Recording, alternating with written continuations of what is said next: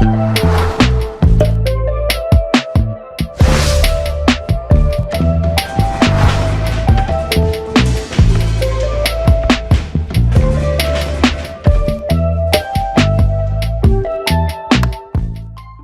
universidade se arroga a fazer ator. E é óbvio que a universidade não consegue. Não consegue mesmo. Tá? Porque a universidade consegue te dar técnica, que é uma coisa. Isso tem tudo que é aula que vocês entram, tem uma técnica disso, técnica daquilo, é útil, mas isso não é nem de longe o principal. O principal é tu tu tá ali, ó. A dali tu vai aprendendo, como eu digo, a tefa é um pouco isso, entendeu? Eu sei porque eu fui assim, né? Porque na minha época nem universidade tinha, praticamente, né? Praticamente não tinha graduação no Brasil. Da minha geração ali, por exemplo, dos professores antigos, eu e antes de mim, nenhum fez arte cênica, não existia. Nenhum, tá? Nenhum. Depois de mim, até os outros, nem depois de mim. A Brígida fez. Mas o André não fez, o Milton não fez, ninguém fez artes cênicas, mas não é porque, é porque não tinha. Todos foram fazer artes cênicas na pós, entendeu? Entraram, e alguns nem eram do teatro, aí foram, também tem uma formação em artes cênicas que é meio acadêmica, mesmo os velhos, tá? Agora, por exemplo, por isso que o Nini dizia, Fátima, tu é a única que vem realmente, eu e o Nini. Porque o Nini vinha do Gralha Azul. E eu vinha da prática do teatro, tanto aqui quanto em São Paulo, no Rio de Janeiro, enfim. Eu fiz teatro nos 3 lugares. E eu vinha dessa prática, eu não vinha da universidade. Agora, tu pega todos os outros, são pessoas, Vera, todos, inclusive, Bianchi. É uma gente que entrou lá por formação acadêmica. É diferente de mim. Tu conheceu o Jairo Marcel? Nini, principalmente. Tu conheceu o Jairo Marcel? Conheci o A Jairo. gente entrevistou ele. O Jairo tem uma pesquisa sobre o Grupo A. Eu mandei o material para ele na época. Da dramaturgia? Tudo que eu tinha. O Jairo, acho que era mestrado na USP, alguma coisa assim. Isso, aí ele fez sobre o Teatro Catarina. E ele falou do Grupo A, eu que mandei na época, ele entrou em contato comigo, porque o pessoal do Grupo A, não tem ninguém aqui, né? Tá tudo espalhado. E eu já fiquei com uma parte grande do material do Grupo A.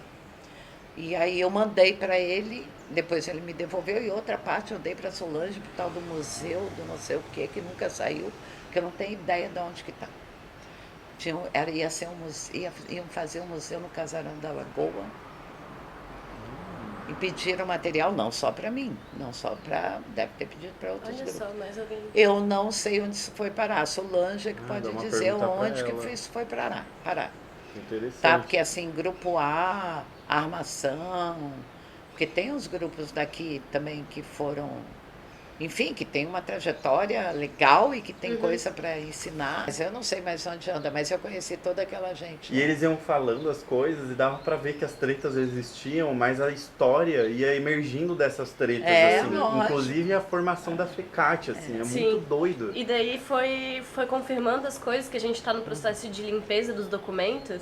Enquanto eu tô limpando os documentos, eu vou vendo aquilo que eles falavam das brigas e de quem foi expulso. Registrado em ata. Registrado em ata. Não, porque antes era assim, não era essa coisinha, como é que se chama esse comportamento burguês de hoje, não? Que tu simplesmente, né, antes tinha... feia. O Jairo falou, esse outro falou que eles brigavam muito, mas também com a Carmen Fossari, com a Vera. Falaram muito da Vera. Brigavam muito, mas que também faziam o muita Grupo coisa. A, ele ia para o interior do estado direto. Por quê? Porque a gente também brigava com a Vera e com a Tá? A gente fazia festival aos montes, aí lá de 84, 83, aí primeira metade da década de 80. Mas por quê? Porque eles reconheciam a gente, porque a gente também brigava com elas. Teve uma vez no teatrinho que estava a Vera, Zilá, a Carmen, e a Bianchi. Elas fizeram uma abertura de um negócio que elas estavam fazendo, uma moção de repúdio ao Grupo A. Nossa! E a gente ria, porque assim, elas ficavam muito putas. E já tinha o Piacentini nessa época? Tinha, nessa época era Fátima, o Irã já não estava mais, foi para o Rio, mas o Irã estava ali aí era a Elisa, o Mário, o Ney e eu. Eram os 4, o Grupo A era nós 4. Quando eu entrei nas artes cênicas, a gente tinha uma biblioteca reduzidíssima.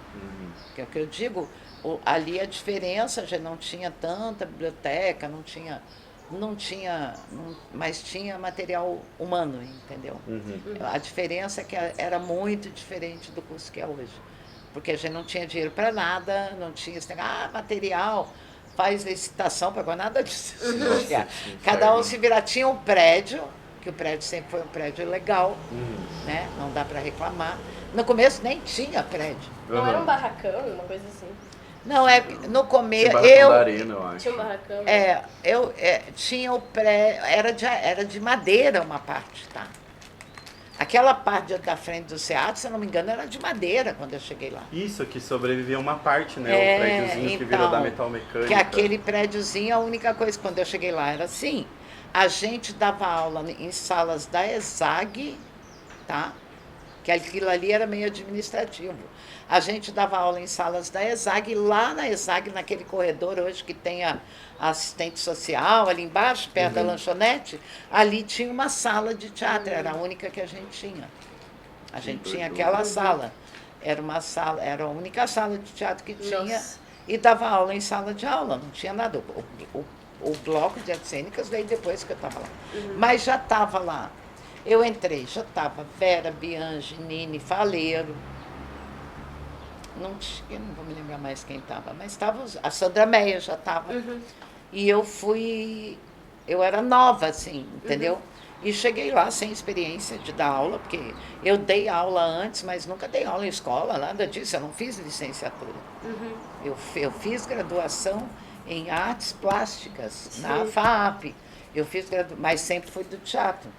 E aí eu fiz um processo seletivo que eu não ia fazer, eu estava grávida da Rita, eu não ia fazer o processo seletivo. A Marisa Naspolini, que era colaboradora lá, eu trabalhava com ela na produção, eu produzia os Estoncas e Congas, e ela disse, Fátima, tem um processo seletivo de cenografia, é a tua área, há muito tempo eu faço cenário, né?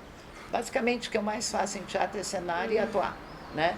E figurino também, e já dirigi algumas coisas, mas não gosto de me dizer diretora.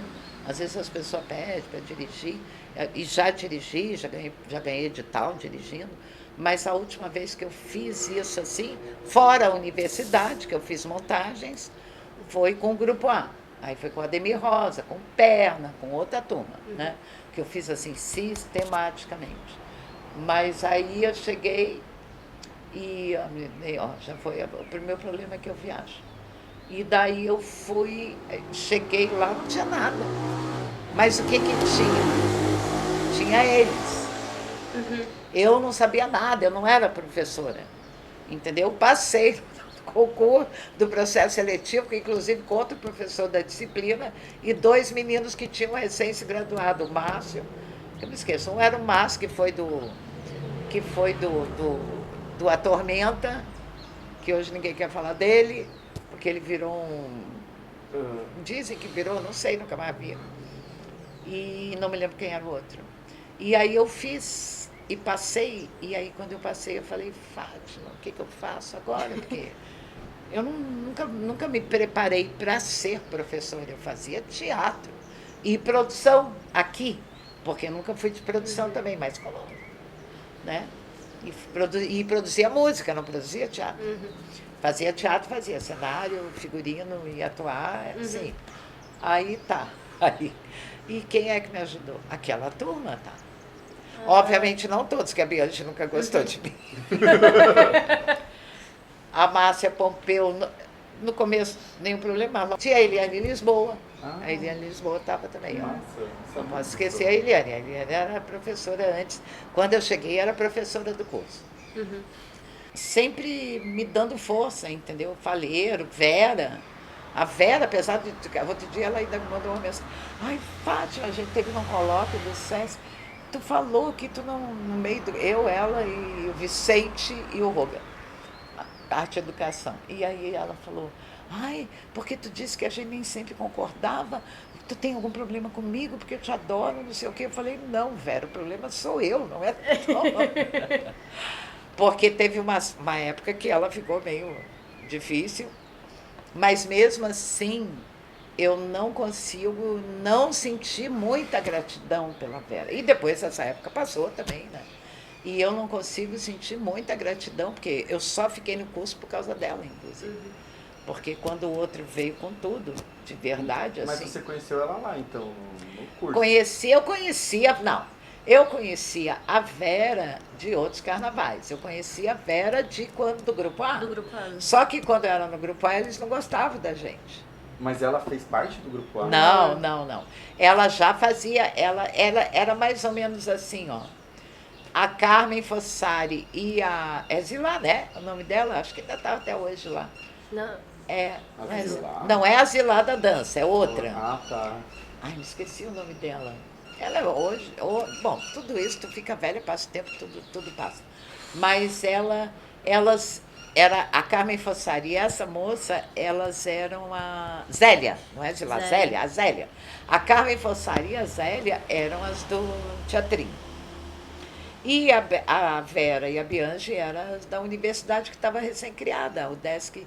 Ali, em 1982, eu comecei a graduação na UDESC, eu fazia física, e aí aí não parava de fazer teatro. Entrei lá, não tinha teatro, tinha artes visuais, mas quem era o centro ali sempre foi a Vera e a Bianchi, lá no começo. Principalmente a Vera, mas a Bianchi também vem lá do começo. Então, elas duas... E a gente era o grupo irreverente da cidade, tá? Tudo que não podia fazer, a gente fazia. 4 jovens completamente fazendo teatro, só fazendo teatro, e elas não gostavam. Porque elas eram instituição, eu acho, assim, sim, entendeu? E a gente era bom ainda por cima. Porque aquela coisa que eu estava dizendo para vocês, você é ator, você está na rua, não tem, entendeu? Você pode assim, não saber nada, rapidinho, tu tem que pegar coisas, e tu tem que se virar de um jeito. A rua, a lida, a prática, ela é a melhor professora para o ator, para a atriz, tá? É a melhor professora. E eu sei porque eu não nasci para ser atriz. Eu não sou uma pessoa que nasceu, eu sempre digo, né? Eu não sou aquela pessoa que... A última vez foi na abertura do ITC com a Solange. A Solange falou antes, porque eu morava lá, não sei onde, da cidadezinha dela, que é de Santa Catarina, do interior, ela é do interior. E aí ela disse, eu era pequenininha. Ela contou uma história assim, eu já queria fazer teatro, aí tinha um cavalo no meio, eu não me lembro direito. E aí chegou na minha vez e eu comecei assim, olha, eu nunca sonhei em fazer teatro na minha vida. E eu não era uma coisa que eu disse, eu quero ser atriz, não foi isso. Eu nem artista. Mas eu já desenhava, eu já tocava violão, eu já fazia as coisas de arte, mas eu fui para física, eu fazia física. Loucura. Nossa. Tá? Eu gosto muito eu sou meio cabeçuda, entendeu? E eu gosto de estudar. Então, que nem agora, vocês chegaram, eu estava vendo o seminário do Hegel. Eu gosto de estudar, não é uma coisa que eu sou muito esquizofrênica, assim. Do mesmo jeito que eu gosto de atuar, eu adoro atuar. Quando eu termino, acho que o teatro me ganhou por causa disso. Porque a melhor hora do mundo, para mim, talvez a melhor hora do mundo para mim, é quando termina a peça e eu vou tomar uma cerveja. Eu fico assim, eu sou uma pessoa assim, que eu me amo nesse momento, entendeu? Independente se for ruim, se for bom, é uma hora boa para mim, da minha vida, assim, existencial. Uma vez a gente fez o retrato de Agostinho no Casarão da Lagoa e a Brígida tinha mania de debate. Aliás, Florianópolis tem mania de debate. Depois, né? E eu acho que uma coisa que não deveria ser feita nunca com um ator, com uma atriz, é obrigar a pessoa a fazer debate assim que terminou a peça. Eu acho que isso, assim, um diretor, uma diretora, eu respeito quando ela não deixa. Assim, não, quer fazer debate? Vai a diretora, vai, sei lá, vai aquele pessoal de produção. Mas ator, atriz não pode, na minha cabeça. Porque assim, tu tá em outro lugar, tá? E aí a Brígida chamou para um debate no Casarão da Lagoa. Eu sei que terminou a peça ali, é térreo, né? Eu pulei a janela, com roupa e tudo, tirei umas coisinhas assim, pulei a janela, fui lá fora, comprei uma lata de cerveja, sentei num daqueles banquinhos da pracinha da Lagoa. Daqui a pouco eu só ouvi, porque aquilo ali dá para ouvir tudo, né? Porque são as portas de madeira. Cadê a Fátima? E eu dava risada lá fora. Aí alguém me achou. A Brígida, quando ela quer, ela consegue. Aí me levou lá para dentro. E eu, ai meu Deus, tem que fazer debate. Não, porque as pessoas ficam perguntando coisas que, na verdade, a maior parte delas é da ordem da dramaturgia, né? Sim, eles não querem saber como é que tu atua, entendeu? Eles acham que atuar é natural, assim, que tu faz as coisas porque, sabe, porque tu existe, assim. Não, então, eu fui chamada para um seminário em Curitiba esse ano, né? Eu fui a Curitiba 2 vezes. Uma no festival com Soledad, depois me chamaram o Fernando de Proença e o Diego, que tem um grupo lá, e que é bem legal, assim, os dois são uma maravilha da natureza. Aí eles botaram um edital lá para uma peça que estreou agora, inclusive com 3 meninas que dançam, né? E me chamaram, me pediram um seminário sobre choque, porque há muito tempo eles trabalham com choque. E aí eu botei lá, né? Enfim, edital sempre é 1 ano antes, 2 anos antes. E aí esse ano me chamaram, aí eu disse, tá, então vamos, porque lá eu botei, né, uma estrutura do seminário. E aí, mais 2 anos depois, vamos conversar de novo, o que vocês querem, porque eu quero saber o que eles querem, né? E aí eu ainda fiz uma estruturazinha e propus alguma prática, não uma prática, mas propus alguma prática, e ele disse, não, Fátima, é um seminário para artista, não é dentro da universidade. Tá bom, foi muito legal, uma turma de dança e de teatro de Curitiba. Curitiba é uma maravilha, né? A outra é uma cidade assim que eu mesma fiquei muito feliz de ir, porque mudou completamente a visão que eu tinha. Ela é uma cidade que culturalmente... Sim. E aí, fazia muito tempo que eu não ia. E aí, e foi isso que aconteceu. Ele disse, não, nós queremos teoria. Nós queremos teoria. E foi muito legal. Foi muito legal, porque a conversa com uma audiência, assim... Porque as pessoas acham que artista... Eu vou te dizer uma coisa. Quando eu comecei a pesquisar a alegoria do Joãozinho 30, o Cristo Mendigo, na tese, eu gosto de dizer isso porque é real. Eu levei 1 ano e meio para, primeira coisa, ler a faixa do Cristo. E olha que eu vi ele desfilando lá na década de 80, a faixa do Cristo Mendigo. Porque eu pensava o Cristo Mendigo aquele grande coisa preta assim, e não dava bola para a faixa. Não que eu não conhecesse a faixa, mas... Aí, e a outra coisa foi para eu perceber que foi quase como um insight. Fátima, tu tá pensando o artista como aquele que faz, mas não aquele que pensa. Entendeu? E aí eu vi o preconceito em mim, não preciso falar dos outros. O artista é aquele que faz, aí a gente vai lá, fala, né, ensina coisas, só faz crítica, ou seleciona. Mas o artista faz. E aí eu comecei, nossa, minha tese virou outra coisa, tá? No momento que eu me dei conta que eu estava lidando com isso dessa maneira. E eu acho que essa é uma maneira como o artista muitas vezes é visto. O artista é aquele que te diverte na hora que as pessoas que trabalham, que nós estamos trabalhando, mas para as pessoas eles estão se divertindo, né? No sentido brechtiano da palavra. Eles estão se divertindo, então eles acham que a gente está lá se divertindo. Então o trabalho é imediatamente esquecido. Por isso que eu digo que o artista, principalmente o artista de teatro no Brasil, ele é o laboratório do precariado do brasileiro. Sim. Porque assim, as pessoas olham para a gente e acham que a gente não trabalha, a gente não ganha nada. Como professora não, mas como artista. Tu não ganha nada, né? Nem vou me incluir, porque eu sou professora, tenho salário. E tenho tudo que o salário dá.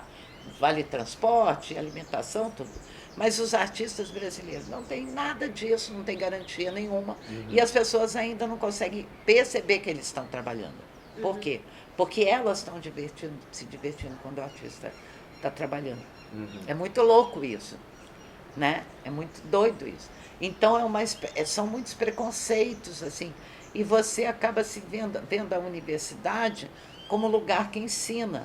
Enquanto que se tu olha para que nem o Revirado, que eu orientei o mestrado da Ionara. A Ionara foi parar no meu seminário, ela fez depois de já adulta, né, já há bastante tempo, fez uma graduação lá na Unesp, ali em Curitiba. Em Criciúma, desculpa. Daí ela veio, a Manu veio para mim. Fátima, que a Manu tinha feito a dissertação sobre a Júlia, né, deles. Aí a Manu veio, Fátima, a Ionara queria participar de um seminário na pandemia. Ai, ela está perguntando se ela pode. Como assim eu vou receber? Se eu botar 3 atrizes em Santa Catarina, as melhores, a Ionara é uma delas, na minha opinião. Aí eu disse, como está pedindo para entrar, por favor. Aí ela veio tímida. Ai, sabe, não se mexia, sabe aquela pessoa que entra na plataforma? Mas depois começamos a conversar e eu vi que ela estava antenada em tudo. Foi aí que ela veio fazer o mestrado comigo, né? Mas ainda se sentindo, ai, será que eu posso? Eu disse, gente, como assim será que eu posso? Porque essa gente que está na lida do teatro, aí acaba acontecendo essa coisa. Você gera, às vezes, uma admiração, porque você sabe, porque você está lá, né, no mundo dos livros, gera, né, você sabe quem é, sei lá, alguém me pergunta qualquer coisa de cenografia, ou de qualquer coisa de teatro, praticamente, não tudo, mas muitas coisas, e eu tenho, né, 50 referências, enfim, né? Eles não. Quem está na lida geralmente não, né? Então gera também uma ciumeira, gera um ressentimento, eu diria, por tudo, inclusive pela questão econômica. Claro. Sabe? Porque nós estamos ali ganhando um salário que não é que é um salário ótimo, mas se tu olhar para a população brasileira, não precisa nem olhar para o teatro, já é um salário bom. Se você olha para o pessoal de teatro, então nós somos... Entende? Então, assim, eu acho muito importante o que vocês estão fazendo de aproximar. Porque aí quando a gente está na convivência, por exemplo, dentro de um festival, pronto, cai tudo. Entendeu? Tu tá lá conversando e tá. Sim. As pessoas, foi muito legal ir para Criciúma agora, por exemplo, e fazer a peça. Né? Eu estava lá a gente foi para fazer a peça, eu pedi, Ionara, eu não vou ficar. Aí ela, fica aqui a semana. Eu falei, fico, mas não vou ficar sem fazer nada, então me bota. Aí ela disse, vou te botar no grupo de debatedores. E foi muito legal, porque daí as pessoas, tu vai com eles para a peça, depois tu dá risada junto, de alguma coisa. Por exemplo, tinha um Sebastião lá, um argentino palhaço muito louco, que como é que eu vou dizer, a habilidade dele é infernizar a plateia, incendiar a plateia. É muito legal, porque no final não, a peça é um número de circo, né? Ele é um palhaço. No final, ele joga água em todo mundo. Ele sai com um negócio de água e sai jogando. E eu disse para ele, né? A gente estava rindo, eu disse para ele numa roda assim, eu disse, eu sei por que tu joga água no final, porque o objetivo da tua performance é incendiar a plateia. Ele bota as crianças para gritar e num galpão, é muito louco, tá? Então tu fica comentando, aí tu vai jantar, tu vai almoçar, tu fica, sabe? Aí eles já olham para ti, não, ela não é a professora, a doutora Fátima, sabe? Aí tu vai dizendo das tuas coisas de teatro, e o grupo A, daí eles falam num cara, eu digo, por exemplo, o Lorival disse, o Lorival é professor lá em Caicó, né? E eu estava ali também com uma turma, aí eu disse, eu vi o teu interior do Meterlink no TAC. Ele olhou para mim assim. Aí daqui a pouco ele falou num debate lá, ele falou, não, porque a Fátima viu o interior do Meterlink. Vocês viram? Não. Que foi uma peça que ele fez no TAC, muito legal, um Meterlink muito legal. Aí ele falou, cenário do Silvio Mantovani. E aí eles vão linkando, vão vendo que tu não tá sabe? No Olimpo sei lá do que, dos professores da universidade. Porque tu também é gente que nem eles, entendeu? Exato. Né? Sim. E também eles se veem como gente quando consegue dialogar, né? Essa é a parada, assim. E eles sabem muito. Tu entra no festival como Cirquinho, tu olha, tem peça ruim, tem peça boa, tem de tudo, né? Tem de tudo, que festival é isso. Mas tu olha para os atores e tu compara com aquilo que está saindo da universidade, me desculpa, entendeu? Os caras estão muito melhor equipados, por mais que, por exemplo, às vezes a dramaturgia para a gente seja meio assim, porque é meio linear, né? Aquelas peças feitas para a escola, que daí tu vai, né? Uma peça, não é uma peça didática no sentido brechtiano, mas é uma peça que tem muita peça encomendada. Eu já fiz peça encomendada, porque o teatro vive disso. A secretaria, não sei das quantas, tem um projeto de lixo, chama o grupo de teatro para fazer. A Secretaria da Educação tem uma questão com não sei o quê, chama o grupo de teatro para fazer, percorre as escolas, ganha dinheiro assim, né? Então, às vezes, não é tão... Às vezes, porque às vezes é muito boa, mas tu percebe que aquilo não é aquele teatro que o crítico... Meu colega, que já aposentou, também da Folha de São Paulo, escreveria, que é uma grande peça, não sei o quê. Mas tu vê os atores, cara, e tu vê assim a moçada, sabe? Pronta para fazer qualquer coisa. Sim. Mas você acha que a falta de também, não sei se é a falta, mas a ausência de ter uma crítica de teatro não gera também um distanciamento, assim, dessa parte de pensar dos artistas? Tinha o Marcos Vasques, né, que ele era bem porreta nas críticas dele, mas também gerava algum movimento, né? Era a competência dele, era gerar movimento. Ele adorava botar o mundo do teatro em polvorosa com as críticas dele. Eu acho que, não sei se é ausência de crítica, tá? Eu acho que a crítica mudou muito, porque tu não vê crítica do jeito... Eu, né, sou da época que eu digo, Edélcio Mostaço não conhecia aqui também. Era crítico lá em São Paulo e eu trabalhei com ele na Secretaria de Cultura da Marilena Chauí. Então, assim, faz muito tempo. Então, e com o Jairo? Não. Não? Foi com o Edélcio, o Jairo não. Porque ele teve também. Não me lembro da Erundina. Então, eu também. Não me lembro do Jairo. Só que ele brigou com a Marilena Chauí, pelo que ele falou. falou. Todo mundo brigou com a Marilena Chauí. Eu tô lendo um livro dela agora. Todo mundo brigou com a Marilena. Eu fiquei muito tempo sem ler, porque eu li a Marilena Chauí, ela é uma boa filósofa, né? Mas eu fiquei muito tempo sem ler a Marilena Chauí depois que eu passei pela secretaria. Ele não foi a única. A Marilena Chauí era terrível. Terrível, assim, autocrática. Uma vez... Foi quando eu resolvi sair, porque eu disse, não dá. Ela chamou todos, era Annalise Vasconcelos, e ali hoje é Centro Cultural São Paulo, na época Vergueiro, mas já era o mesmo Centro Cultural. Ela CCSP ali?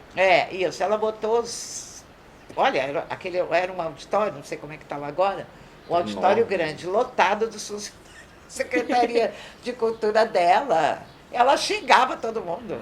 Ela dizia, você não chega atrasado, você... Ela era assim, tá? Ela andava, não sei se era uma fase, mas foi uma fase muito ruim. Que loucura. Eu sei que era uma época até que dizem, fofoca, que até a filha dela, deixa eu te falar com ela. Ela era muito louca, ela foi muito louca. Ela queria tirar a minha chefe que me levou para lá, a Ana Mantovani, ela mandou a Ana Mantovani, que a gente era responsável pelos equipamentos de teatro da cidade, pelos teatros. Então, ia desde o municipal até os Cacilda Beck, da Vila Mariana, enfim, não esqueci os nomes tudo, mas eram 7, 8 teatros. E aí eu, por exemplo, não cuidava do municipal. O municipal tinha uma administração à parte, mas tudo dentro do departamento da Ana. E a Ana que me levou para lá. Mas os outros pequenininhos, tudo eu... Pequenininho não, porque eles não são tão pequenos, mas não são municipal, né? Mas todos os outros a gente administrava, uns 2 ou 3 técnicas.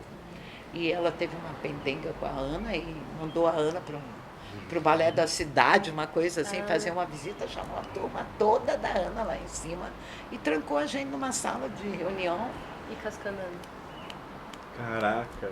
e gritando, e aí eu me lembro muito bem, porque em algum momento ela fez uma ei, vocês sabem qual é o, tipo assim, entrar numa sala de uma reunião de colegiados, ser a chefe do departamento e perguntar, vocês sabem qual é o projeto político pedagógico, hoje não é mais político pedagógico, tiraram o político, o projeto pedagógico do curso de artes cênicas, gritando, todo mundo sentado e tu dando volta e com uma coisa assim na mão, e aí ela olha para ti e diz assim, você sabe, a gente estava assim.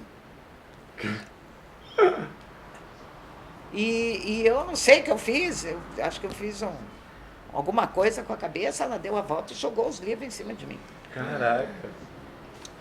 Eu me lembro, eu passei por isso.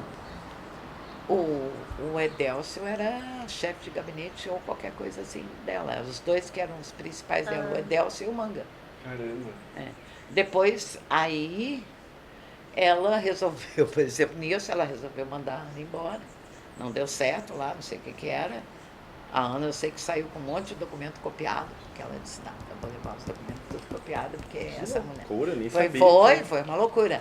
E aí eles me chamaram lá em cima, foi o Manga, não foi o Edélcio, e me pediu para eu ficar. Eu falei, não, estou botando a Ana para fora, eu vou ficar. Não, ainda mais com essa louca. Eu falei assim, né? Mas eu pensei, ainda mais com essa louca.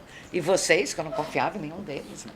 Porque ela foi muito estranha. Como secretária de cultura, ela foi. Depois, mas juro por Deus, eu passei décadas. Eu disse, não, Mariana Chaui não é mais, porque eu descobri, eu conheci a figura, né? Isso já passou também.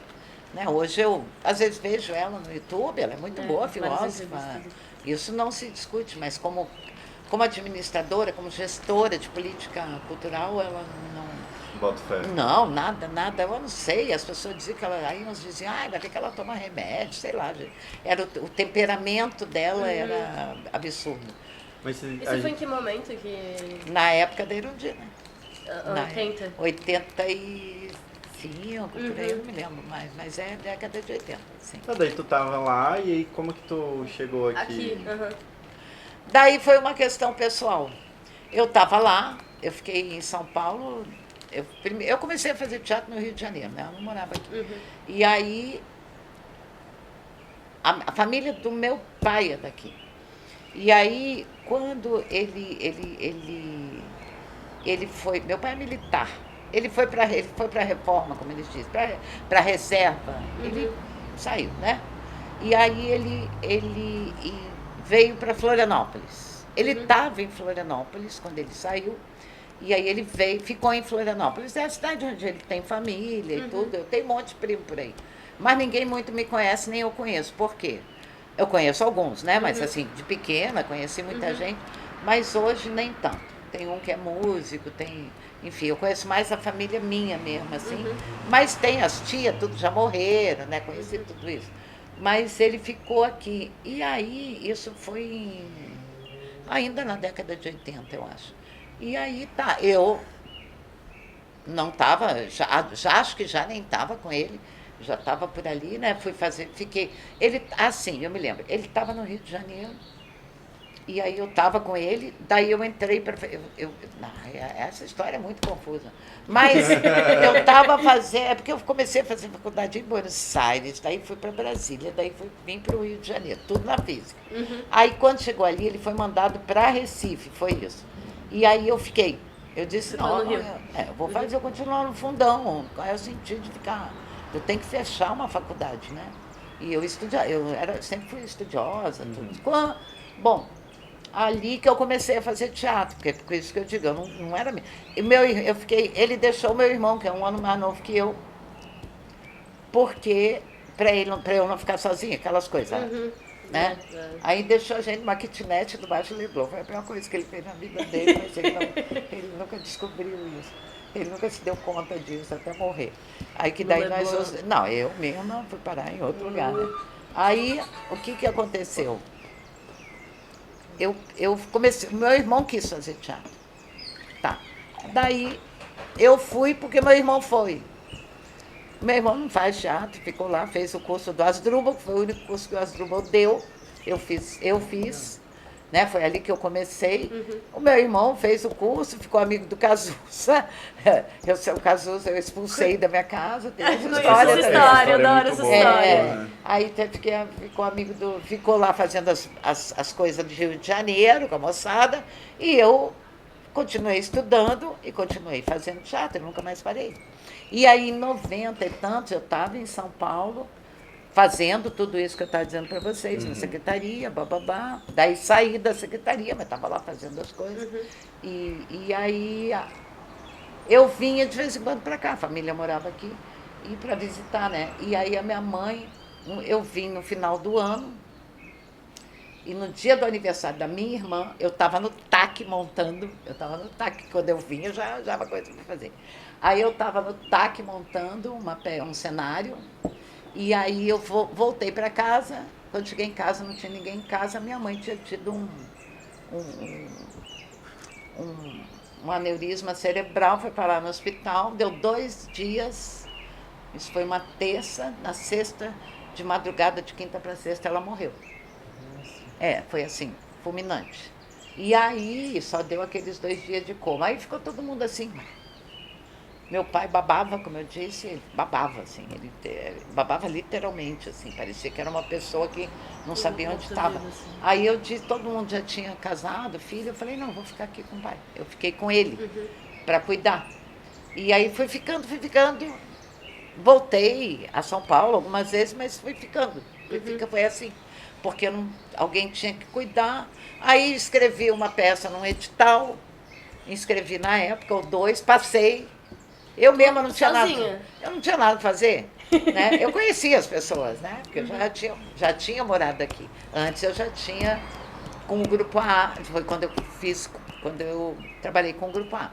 Né? Tu chegou e entrou no Grupo A? Mais ou menos. Né? Eu cheguei e fiz uma peça que os Saltimbancos. Tinha eu estava de férias na praia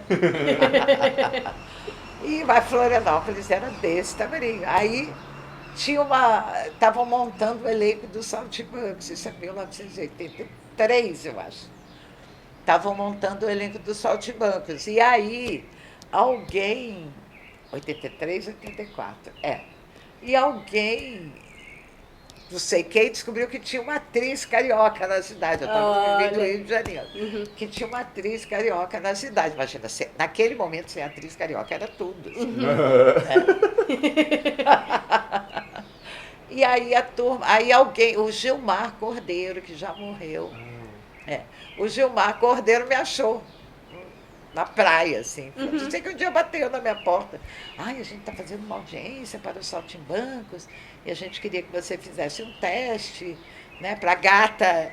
E eu disse, tá. Eu estava na praia, Tá. E imagina, eu era carioca. Carioca não é assim, não é professor. Carioca vamos lá. Carioca é uma loucura. Essa semana a gente viu, hoje está outra coisa, porque tem milícia e tudo, mas carioca sempre foi, eu tenho ainda um pouco disso, sempre, né, eu não sou muito boa de formalidades, nunca fui. E aí, isso é Rio de Janeiro, isso é a parte do Rio de Janeiro que nunca me abandonou completamente. E aí eu fui, e eu fiz, e eu terminei o teste, eles disseram, passou. Na verdade, eles queriam que eu fizesse, porque talvez por uma questão, não sei, de divulgação, uma atriz nova na cidade carioca, era desse também. Nossa, outra lógica. Né? Aí eu fiz os Saltimbancos. Quando eu estava fazendo os Saltimbancos, o pessoal do Grupo A viu a peça. Era o Ney, o Márlio e o Irã. E o Márlio sempre foi, o Márlio é outra coisa, né? Márlio é daqui do Saco, mas eu sou do Saco dos Irmãos. Mas o Ney e o Irã sempre muito atacados, assim, sempre. E aí começaram a me perseguir na cidade, literalmente. Eu lembro que eu fui ver os Doces Bárbaros num cinema que hoje é a igreja, ali do lado do quartel. Sim, era aquela cinema, né? Eu fui ver os Doces Bárbaros e aí eu saí, estavam eles dois. Ai, dá licença, eu tenho que ir para casa, não sei o quê. E eles foram foi literalmente assim, eles foram me perseguindo até a hora que eu entrei no grupo, não tinha como não entrar. Porque eles botaram na cabeça que eu tinha que estar no grupo lá. Aí fiquei lá. Fiquei, sei lá, não sei, anos, 2 anos, 3 anos, porque daí depois eu fui para São Paulo. Fiquei, fiz o Vira e Mexe, aí fizemos o Vivo numa Ilha, o Vira e Mexe, que era um infantil, o Vivo numa Ilha eu cheguei a montar todo, mas não estava montando, foi quando eu fui para São Paulo. Então eu não cheguei a estrear. O Vira e Mexe era da cenografia das cadeiras? A das cadeiras, A gente levou para São Paulo. Legal. O Vira e Mexe foi para São Paulo. O Vira e Mexe foi capa da Folhinha de São Paulo. Que massa. Do infantil, sem a gente conhecer ninguém. Isso é a crítica, né? Essa era uma coisa da crítica, que hoje não existe mais, eu acho. O crítico veio e botou, fizeram uma matéria com a gente foi capa da Folhinha. E ninguém conhecia a gente. Tinha atores de São Paulo, a Ângela Dipp, o Raul Barreto fez o Vira e Mexe. Era a Fátima, o Ney, o Márlio e a Ângela Dipp. Teve 2 atrizes que fizeram. E o Márlio também não ficou o tempo todo, então o Raul Barreto fez o bruxo lá. Na última cena tem um bruxo. O Raul Barreto fez Ângela Dipp, Raul Barreto, eu. Aquela. Vou esquecer o nome dela, que fez novela da Globo depois. A Mônica Silva? Não, ela é muito mais... Não. Eu estou em São Paulo, não estou em Florianópolis. Desculpa. Depois eu não vou lembrar o nome dela. Uma loirinha bem bonitinha que fez... A Ângela Dipp foi fazer Barriga de Aluguel. Essa era uma loirinha bem bonitinha, assim, toda bonitinha. Que também fez essa peça. Ela não é uma atriz tão famosa. Na época ela era conhecida.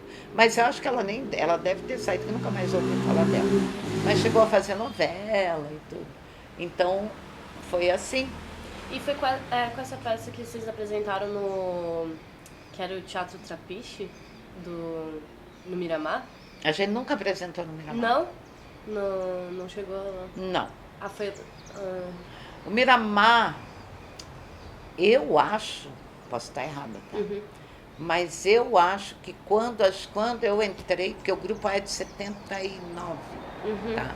Eu entrei em 83. Eu não sei quando que o Miramar deixou de ser palco de teatro, mas não existia mais nessa época. Foi bem curto, foi 2 anos só. Aquele lugar lá do centro? Isso. Ali que era o Teatro Trapiche, que chamava. Eu acho que sim. A Vera Colasso sabe mais a história do Trapiche, porque ela é mais antiga e o Armação apresentou lá. Legal. O Armação apresentou lá. A própria oficina apresentou lá. Então, o Grupo A nunca fez lá, não comigo, tá?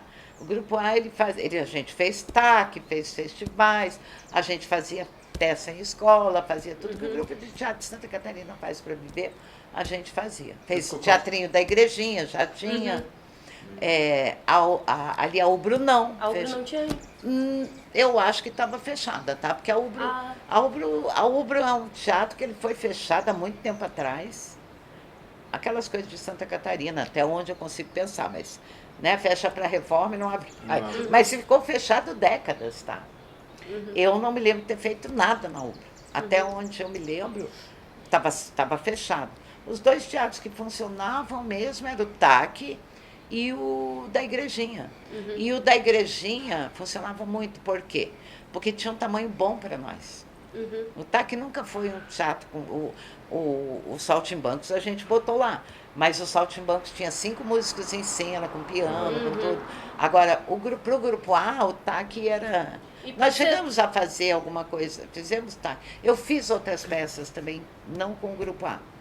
Com alguns diretores da época que me chamavam. A gente vai chegar aí, mas vamos esperar um pouco. Tá. Essa parte é importante. Eu nem vou lembrar o nome das peças. Não, eu ia perguntar como é que era o acesso no TAC, assim. Por questão política mesmo, né? De conseguir pauta lá. Em comparação com hoje. Olha, também era muita coisa musical na época, né? O TAC era aquele teatro que era fechado no final do ano para as escolas fazerem as suas apresentações artísticas, tá? Até onde eu consigo... O TAC também era o lugar que peça que vinha de fora apresentava lá. Hoje é o SIC, há muito tempo é o SIC, mas era lá. O TAC era o único teatro da cidade.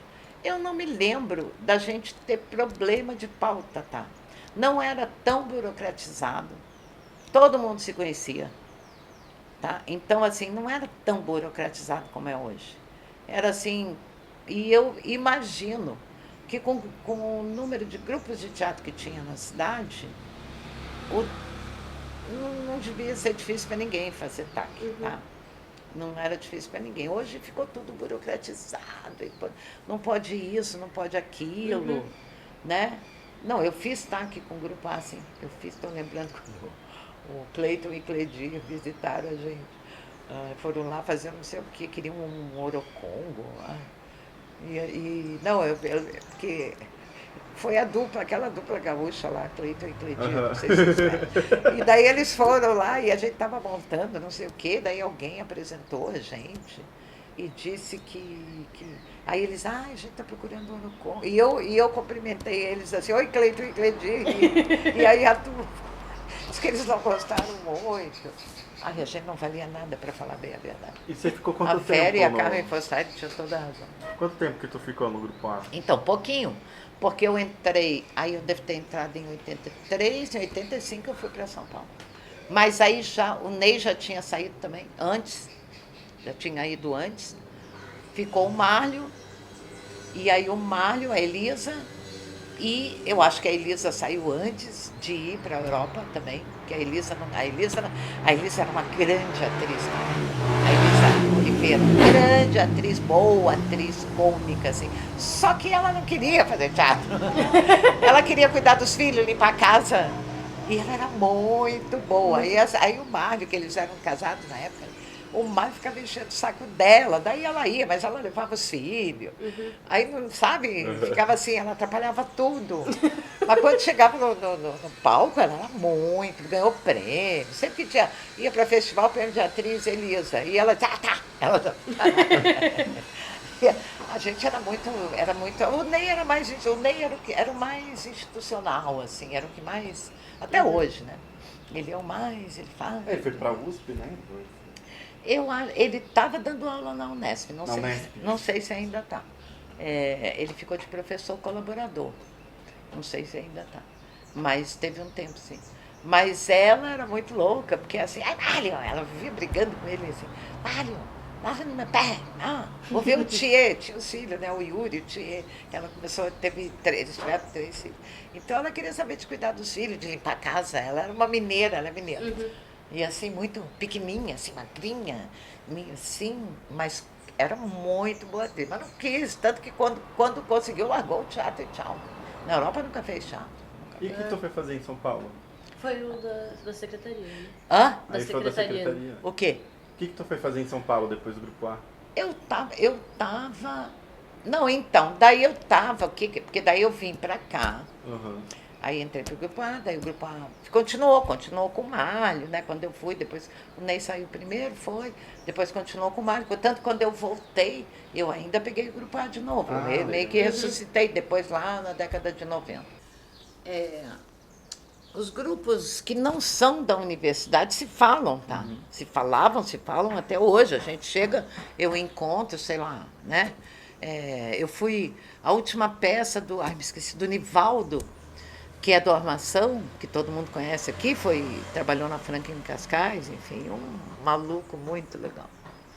E a casa de Bernarda Alba, ele morreu, infelizmente, não conseguiu montar. Ele ia botar no elenco todas as grandes atrizes para ele, de Santa Catarina, de Flamengo. Então tinha desde Zeula, Carmen Fossati, me chamou. E aí até deu um rolo, porque ele me chamou para uma leitura. E aí tem aquelas mulheres lá, aí tem as filhas, né? A casa de Bernarda Alba é uma mulherada. E aí eu fiz a leitura e de noite, quando eu na época, enfim, eu cheguei em casa, ainda era do tijolão, ainda não tinha nada disso, celular, nada disso. E eu não tinha telefone fixo, aqui nem tinha. Ele me ligou e falou, Fátima, você será Bernarda Alba? Eu falei, pelo amor de Deus. Essa mulherada vai me matar, imagina vir tudo para cima de mim. As mulheres da Armação, tudo. Então, a gente se conversava, né? Em 1900, e o Márlio, quando eu estava em São Paulo, ele estava escrevendo a peça 4. chama Quatro. Tá? Quando foi em 1994, se eu não me engano, ele quis fazer a leitura dramática do Quatro e foi no Teatro da Armação. Naquele momento, por exemplo, eu estou dizendo isso por causa de quê? Naquele momento a gente tinha uma troca muito forte com a armação. O Edio, por exemplo, ajudou a administrar algumas coisas da peça. Aí eu fiz, depois montei o Quatro, o Marlon já estava fora, eu dirigi essa peça, né? Dentro do Teatro da Armação, eu mexi no Teatro da Armação inteiro. A peça acontecia em todos os lugares, foi uma loucura. Eu tirei metade das filas das filas de cadeiras, assim, foi uma loucura aquilo, foi muito legal. Então a gente tinha uma relação, tenho ainda uma relação com as pessoas de teatro da cidade, tá? Daí tu quer chegar aonde a partir disso? Como que você conheceu o Ademir Rosa? Ah, tá. Como é que Aí quando eu estava... Eu voltei para Florianópolis, eu estava em São Paulo, voltei em 91, né? Daí eu fiquei, refiz o Grupo A, né? E o Ademir tinha uma... Eu conheço o Ademir há muito tempo, tá? De outros carnavais. Mas trabalhar em teatro com ele. Porque o Ademir não passou só pela Armação. Passou pelo Dromedário, passou pelo... E aí ele tinha uma encomenda de um congresso de saúde, alguma coisa assim, que era montar um texto do Rubens Paiva, O Gambá que Não Sabia Sorrir, que é um texto para criança. Mas é um texto é um texto infantil, mas é muito legal, porque o personagem principal, na verdade, é um gambá que fica pendurado numa árvore de cabeça para baixo. Então, mais ou menos, a mensagem da peça era ser diferente é legal. Né? Se você virar de cabeça para baixo, sei lá, você vai ver outro mundo, né? O gambá não é. E gambá é aquele bicho, né? Que ninguém gosta, porque é feio, porque é cheiroso e babá. Aí eu disse, o Ademir recebeu essa encomenda e disse, me chamou para dirigir. E precisava de outro ator, né? E eu disse, não, vamos. Eu me dava muito bem. O Ademir era uma pessoa maravilhosa. E aí eu disse, não, vamos fazer. Aí chamei o Perna, Marcelo Perna, que trabalhou comigo, que tinha trabalhado comigo no Grupo A mais recente, né? Quando eu voltei de São Paulo, eu retomei o Grupo A. E chamei o Perna e fiz com a dupla, o Gambá que Não Sabia Sorrir. E era para ser apresentado era uma peça de encomenda. Era como, a gente nem chamava de peça de teatro, era um esquete muito grande. Mas deu tão certo, funcionou tão, porque dois bons atores, né? Perna e Ademir são dois bons atores, né? E era meio comédia, o Perna é da comédia, né? O Ademir já fazia tudo, mas o Perna é da comédia. E a química, a coisa pegou tanto que a gente ficou 2 anos e meio com aquilo. Tá? Então, quando eu fui montar o Quatro, eu chamei o Ademir, né? Vivo numa ilha, 4, e ele já não podia mais, porque ele estava doente, né? Mas tinha uma encomenda também da Pastoral da Terra, que o Ademir recebeu para fazer uma peça para o encontro da Pastoral da Terra, que eles fazem encontros, né, do Brasil inteiro, aqui em Fraiburgo. E ele me chamou para dirigir. Ai, Fátima, eu quero fazer uma peça assim, assim. E eu falei, e aí até eu pedi ao Mário, que estava na Holanda há muito tempo, né, ficou lá, está lá até hoje. Mário, escreve para mim. E a gente fez o Trem da História, o nome da peça. E daí dirigiu a Ademir de novo. Já estava o Gambá, acho que ainda estava andando. Eu não sei se Perna já tinha. Não, Perna não tinha ido embora. Perna foi para o Circo de Soleil muito depois. Uau. E muito depois, né? O Ademir já tinha morrido. Eu sei que eu chamei o Grupo A. Estava em cartaz, ainda a gente estava com o Quatro, com Vivo numa Ilha e com um besterol que a gente criou. Mané Gringo Mercochou, chamado Besterol Total, que era muito legal, muito engraçado. Era o Perna e o Pesci, que é um ator peruano, porque tinha que ter um gringo, né, que se vinha para a ilha passar as férias. Era bem quase peça televisiva, assim, de comédia, né? A gente botou no Sesc em temporada. Bom, o Ademir me chamou para fazer o Trem da História, e ele já não estava muito bem, porque ele teve um câncer no estômago. Daí ele participou do Vivo numa Ilha durante um tempo, mas depois teve que sair também. Mas, enfim. E eu fui fazer o trem da história com ele, né? E a gente fez. Quando foi muito... Ele apresentou, acho que 2 vezes. Porque a primeira foi em Fraiburgo, a segunda foi no último dia da campanha do Afrânio, na época. Nossa. Para prefeito de Florianópolis, ali na alfândega. E eu me lembro que quando a gente foi para Fraiburgo, a Edilma, né, viúva dele, ela acompanhou a gente de carro numa parte da BR. Aí a gente parou o ônibus e ela levou ele, porque ela não queria que ele fosse, o médico não queria que ele fosse, porque ele já estava bem debilitado.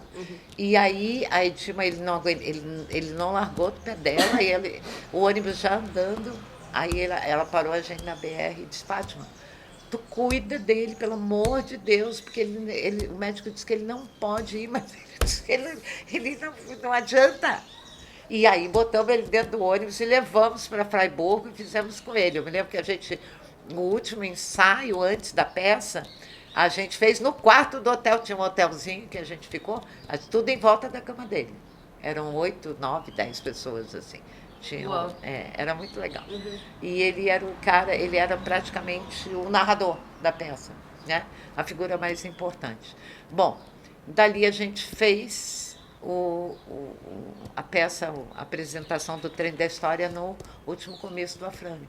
E ali eu nunca me esqueço que a Rita era pequenininha e eu segurando a Rita aqui no palanque, no palanque armado, assim, num palco desse de rua, e o Ademir no microfone e eu segurava ele aqui, ó, porque ele já não conseguia, ele estava tão fraco que ficava muito difícil para ele ficar de pé, mas ele não conseguia parar de fazer teatro. Era um negócio para ele, era a vida dele. Ele era funcionário público de um departamento desse daí de Florianópolis, um cara que veio da sociologia, fez a especialização com a gente, inclusive a que eu fiz, ele fez a primeira especialização em teatro da UDESC que ele fez também, mas ele estava com 47 anos, ele morreu, se eu não me engano. E aí ele não conseguia, mas ele não parava. Depois ele entrou num período que era só... internava, saía. A gente ia visitar ele na casa dele, um apartamento ali no Estreito, com a Edilma, nunca me esqueço. Eu conheci o Stedley do MST ali, porque eu estava lá visitando o Ademir, daqui a pouco chega o Stedley com um garrafão de vinho. Aí a Edilma, ele não pode tomar vinho. Ela veio ele com aquelas... Né, eram companheiros, assim, né? E aí eu sei que quando ele morreu, ela me ligou do hospital. Ela disse que até hoje, a pessoa não está mais aqui, acho que está lá para cima, ela é nordestina, né? E ela disse: Fátima, o Ademir acabou de falecer, e eu preciso te dizer uma coisa. A última coisa que ele falou foi sobre vocês, do teatro. Tá? E eu, assim, não... É um negócio que a gente... né, uma coisa na vida muito importante, assim. Então, eu fui a última diretora do Ademir Rosa. Fui a última diretora. Depois teve toda uma campanha, depois de um ano, mais ou menos, para botar o nome dele no Teatro do SIC, que foi uma campanha difícil. Por quê? Porque o Ademir é de esquerda, né? O Ademir sempre foi petista, bababá, amigo do Sted, ele é. Mas nós ganhamos, assim, porque, por outro lado, mesmo que o pessoal de teatro de Florianópolis não seja exatamente, né, na mesma orientação política que ele, isso não fez diferença nenhuma. O pessoal de teatro aderiu, porque ele tinha trabalhado com praticamente todos os grupos da cidade, trabalhou com o Grupo A, trabalhou com a Armação, trabalhou com o Dromedário, e trabalhou com a Carmen. Eu fiz cenário e figurino para uma peça que ele fez com a Carmen Fossari, que a Carmen Fossari dirigiu, vou esquecer o nome. A História, chama a peça. Era um homem e uma mulher, e o Ademir era a mulher, sentado num banquinho de praça conversando. Era o Ademir e o Ed Nunes. Eu fiz o cenário, a gente apresentou, tinha feito isso já antes, a gente apresentou ali no Teatrinho da Universidade e fizemos uma apresentação, ou 2 ou 3, não lembro, no MASC. Eu montei um cenário dentro do museu que ficou maravilhoso. Ficou muito legal. Esse foi outro trabalho que eu fiz com ele. Mas no final da vida dele, eu dirigi ele. No 4, por quê? Porque eu falei da leitura dramática do 4, porque no 4, quando o Mário dirigiu a leitura dramática, lá na Armação, em 94, eu era Édio, Ademir, Fátima e Elisa. Eram nós quatro, que eram duas atrizes, dois atores, né, que precisavam do elenco. E nós fizemos a leitura dramática dessa peça. Então, de lá para cá, já havia coisas antes e tudo, mas sempre foi uma relação muito boa, assim. O Ed foi muito parceiro, principalmente o Ed do Armação. Mas com a Ademir foi isso, eu fui a última diretora dele. Foi uma tristeza muito grande, porque era uma pessoa, um grande ator, com todo equipamento, corpo, voz, tudo, só não podia fazer ele cantar. Se era para cantar, tinha que chamar outra pessoa. Se era para dançar, não, porque ele também não era. Ele era desengonçado, mas era cômico, então ainda dava, mas para cantar era difícil. A gente brincava nisso quando a gente fez o Vivo numa Ilha com ele, né? Que na verdade não era uma parte. Não, o Vivo numa Ilha eu fiz inteiro com ele. E que chegava na hora daí não dava, que daí não dá, aí outra pessoa tem que fazer. É que nem o Perna. O Perna tu não pode pedir para ele fazer drama, porque não vai dar. Ele não vai fazer. Agora, botou na comédia, cara, é difícil achar alguém melhor, entendeu? Enfim, essas coisas de ator que a gente tem que a gente vai. E o Isnard Azevedo tu chegou a conhecer? Cheguei a conhecer. Quem trabalhou com ele, que pode dar o testemunho, tanto que criou o festival e botou o nome dele, é a Solange Bavaresco, mas eu cheguei a conhecer. O Grupo A já existia quando o Dromedário surgiu. Conheci o Isnar, sim, era um cara jovem, morreu muito cedo. E fez umas peças na época com um tom político, assim. Ele tinha um tom político, um elenco muito novo. A Solange era novinha. A Solange bem mais nova não, mas é mais nova que eu. A Solange, eu era nova, a Solange era mais novinha. Tinha um elenco ali de garotada nova, e ele montou o grupo e fazia umas peças, falando dos Estados Unidos, eu não me lembro direito, mas eu vi peças do Dromedário, assim, de Tio Sam, tinha umas coisas assim, que eu me lembro, assim. E agora a Solange Bavaresco vai poder falar do Snap, porque ela realmente fez parte do grupo, conviveu, depois herdou o grupo, né? Continuou com o grupo, tá até hoje, eu acho, com o Dromedário, né? E passou a dirigir. A Solange é boa diretora, sabe? Solange é boa diretora. A gente viu uma peça dela lá em Chapecó. Ela é uma diretora, ela tem mão ela tem mão de diretora, assim, ela tem. E tá aí, né? Tá na lida. Até a última vez que eu encontrei com ela, eu falei com ela, tô facinha aí. Tá louca. Quero atuar. Eu quero atuar. O que eu mais quero na minha vida é atuar. Eu gosto de atuar. E tô com Soledad, né? Mas Soledad, alguma hora termina, né? Alguma hora acaba. Toda peça tem vida, né? Tem esse tempo todo, tu dando aula ali na UDESC, né? E o que tu veio de diferente, assim, de lá pra cá? Desde que eu parei de dar aula? Não, daquele tempo onde tinha movimento, assim. Muita, a diferença é muita. É o que eu comecei a falar, né, no começo. A gente não tinha nada, a gente não tinha dinheiro, a gente não tinha material, a gente não tinha nada, mas a gente tinha um grupo que se apoiava, sabe? Muito, assim, se apoiava. Então, era coisas assim, sei lá... tem a minha velha pendenga com Faleiro foi meu orientador de mestrado. A minha velha pendenga com Faleiro sobre o Peter Brook, por exemplo, famosa, né? Que o Faleiro, porque eu vi o Barra Barata, aquele jeito dele. A gentileza em pessoa, né? Para mim é a melhor pessoa do SEAT. Me desculpa as outras, que tem muitas pessoas muito legais, mas o Faleiro para mim é a melhor pessoa do SEAT. Né? Então, sempre, ever. E aí o Faleiro vinha, porque eu vi o Barra Barata. E as pessoas, tu viu o Barra Barata. E eu dizia, esse Peter Brook é um colonialista. E ele dizia, Fátima, a gente sempre se deu muito bem, né? Ele é meu tutor, ele é meu pai da universidade, assim, né? Até hoje. Como é que vocês se conheceram?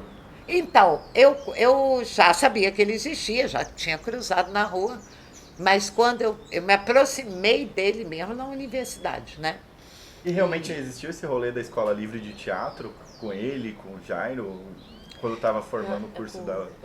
Então, o Faleiro veio de Blumenau, né? Eu não conheço bem essa história, que é outra coisa que é melhor conversar com ele. Mas o Faleiro era do curso, é fundador, se eu não me engano, do curso da FURB, né? Eu acho que ele é fundador da FURB, tá? E aí ele veio para cá, tanto que, por exemplo, eu consegui me aposentar, eu entrei depois dele, mas ele, quando foi se aposentar, ele foi na compulsória, ele não queria sair. Porque tem uma hora por causa da idade, por causa do tempo, não sei o quê, tu tem que ir embora, né? Mas saiu, tá ótimo, tá? Tá ótimo. Todo mundo ficou meio assim, ai, Faleiro, ele vai conseguir. Nossa, tá. Ele viu que existe muita vida fora da universidade. Né? Então, eu comecei a me aproximar dele, assim, mais foi bem dentro da universidade. Mas ainda eu não tinha entrado quando eu vi Sonhos de uma Noite de Verão, no TAC, que foi uma montagem dele, né? E a Fátima, né? Tinha umas coisas legais, mas eu só consigo ver. Antes eu não era assim, mas depois de muito fazer teatro, eu só consigo ver o que é ruim, eu não sei porquê. Sabe? É porque eu quero ajudar. E falar do que é bom, para mim, não tem muito sentido. Já tá bom, né? Pelo menos com as pessoas que eu gosto, né? E eu me lembro que eu falei para ele. Fui fazer uma crítica, né? Construtiva, lógico, né? E ele fez uma montagem muito lá. A Solange, inclusive, era uma delas, né? Nazareiro, acho que estava, tinha uma turma lá. O Teatro Sim, Por Que Não, também. Teatro Sim, Por Que Não. Né? Uma relação também que a gente tem muito boa com eles. E aí eu fiz, em algum momento ali, assim, no calor de ver a peça, eu comentei com ele. E já foi uma conversa legal, foi uma primeira conversa que eu achei legal, assim, né? E além do que todo mundo sabia que o Faleiro é essa pessoa, né? Ninguém consegue dizer, só tem uma pessoa que não gostou dele aqui em Florianópolis, mas não vou dizer quem é, né? Mas assim, inclusive lá dentro perseguiu e foi uma loucura. Mas ele é essa pessoa que viu tudo, né? Que fez mestrado, doutorado na França, então viu Mahabharata, aquela estreia do Peter Brook, que é a estreia, é a pré-estreia, na real, né? Mostrar a peça antes de estrear, enfim. E aí foi assim, entrei para a universidade para dar aula.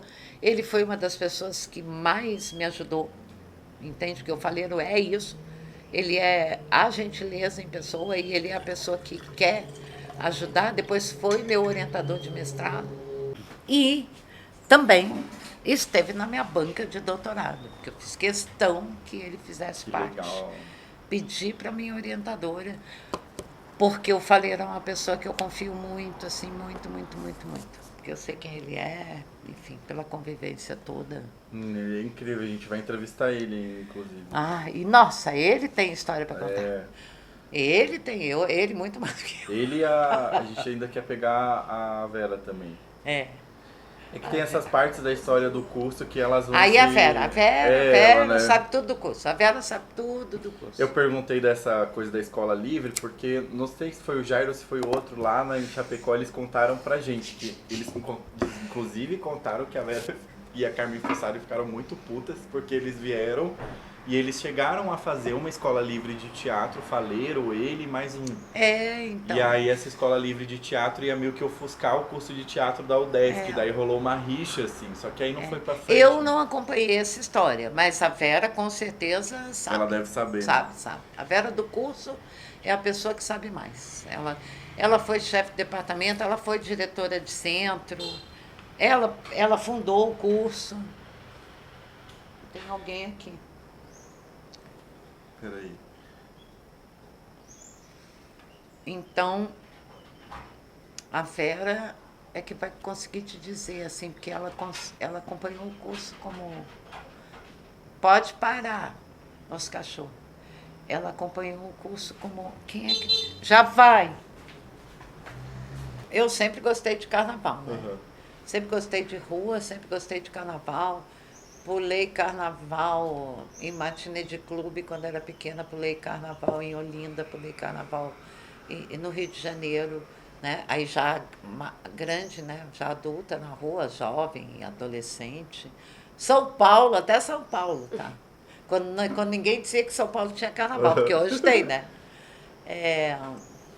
Florianópolis, óbvio. E mais, tem um momento muito particular da minha vida que foi encontrar o Edinho, né?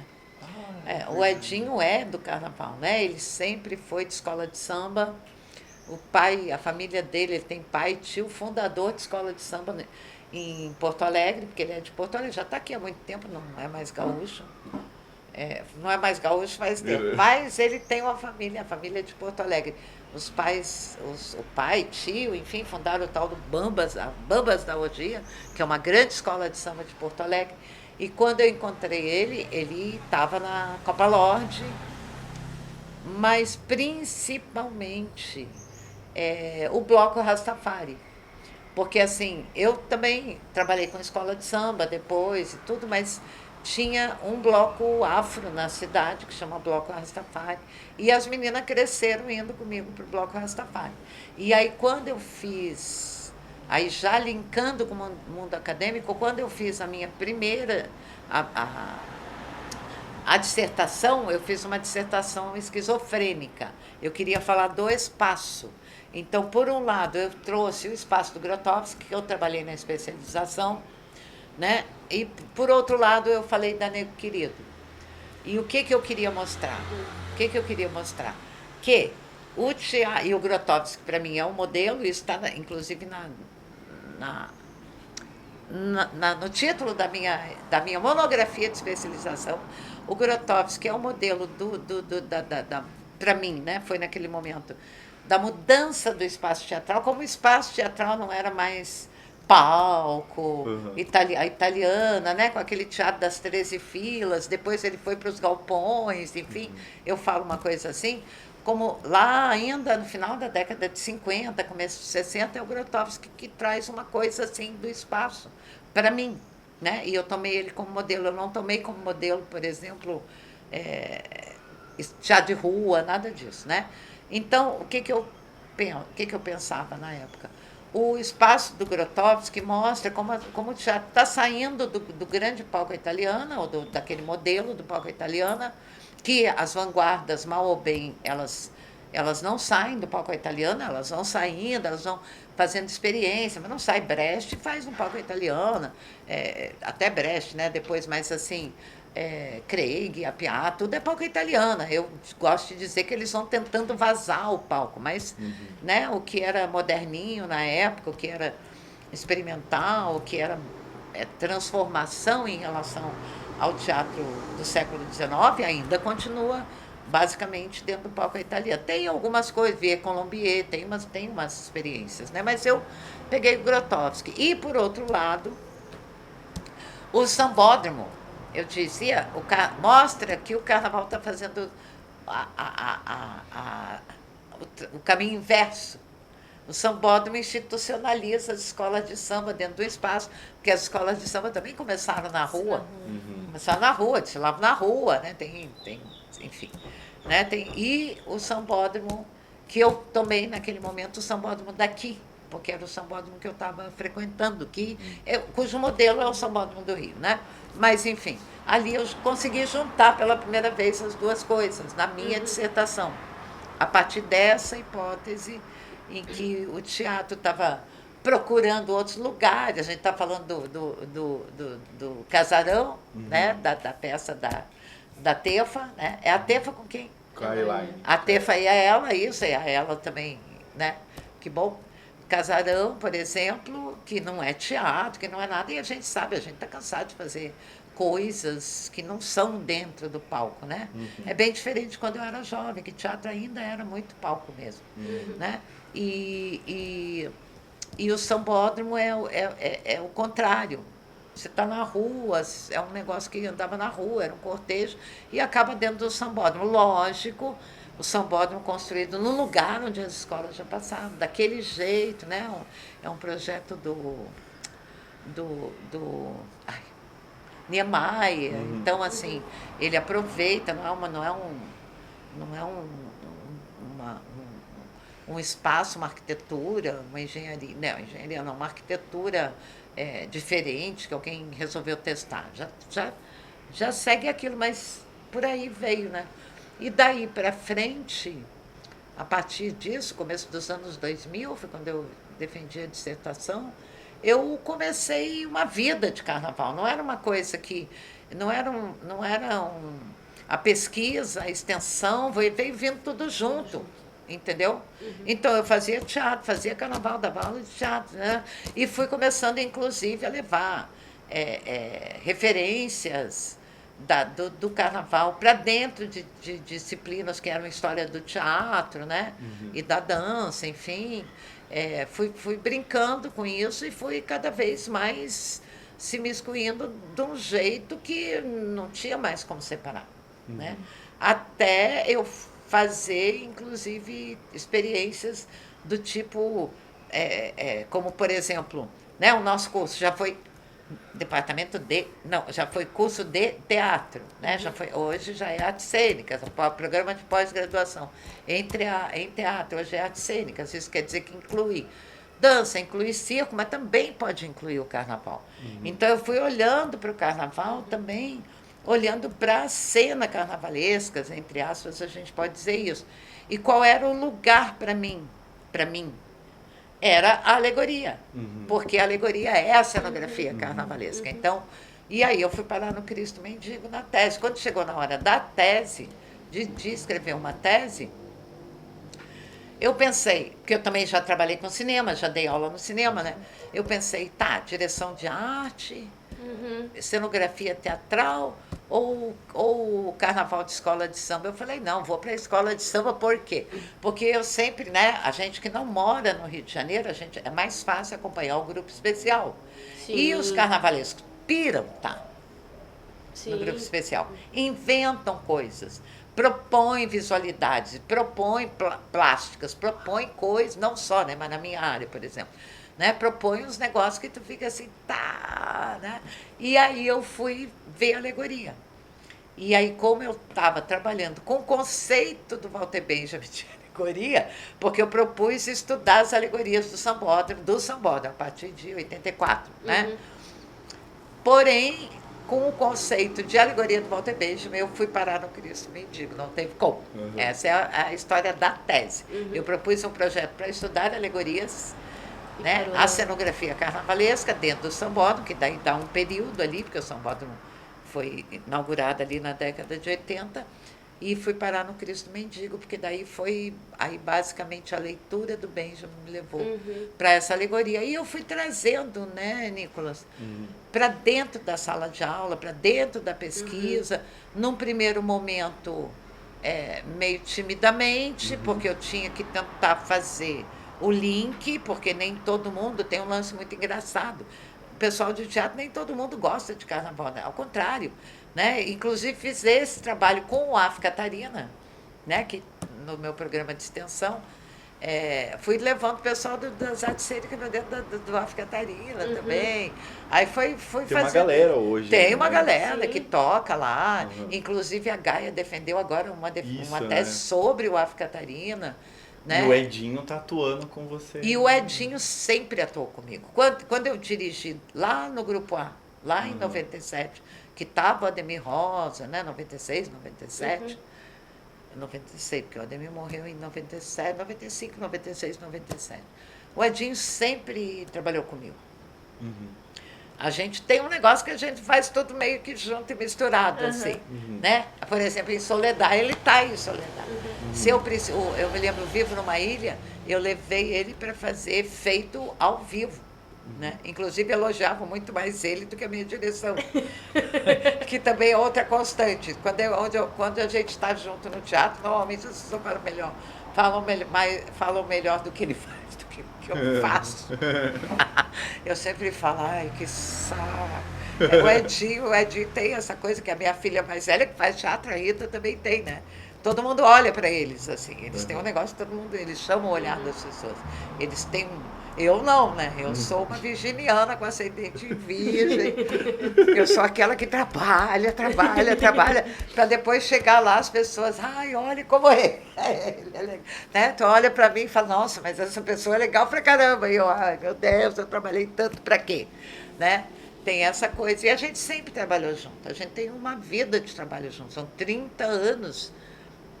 Quando ele saía no Rastafari, ele foi o mestre de bateria do Rastafari, eu fotografava o Rastafari com as meninas pequenas no colo, começo a Rita, depois a Rita e a Willa, uma no carrinho, outra na mãozinha, não sei o quê, fotografava, fazia coisas assim, né? Depois fiz trabalhos na Nação Guarani, fiz trabalho na Copa Lorde, e aí quando no teatro a mesma coisa, ele vinha junto.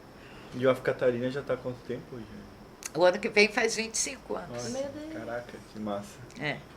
Faz 25 anos. 25 anos de trabalheira sem dinheiro, né? A gente consegue um edital, outro, mas não tem.